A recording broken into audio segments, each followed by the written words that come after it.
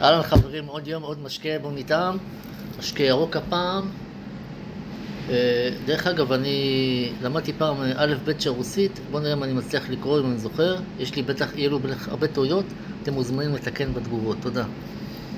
רשום פה בון בואסון, 1998, רוסי, 25 רוקי רזום, לימונדי, טרוי, קרייני.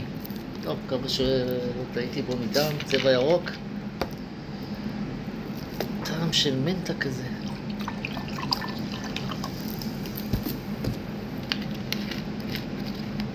ואני בכלל עיראקי. לחיים.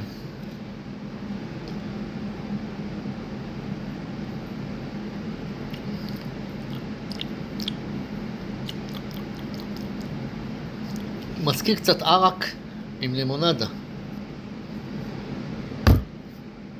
תודה רבה, יום טוב.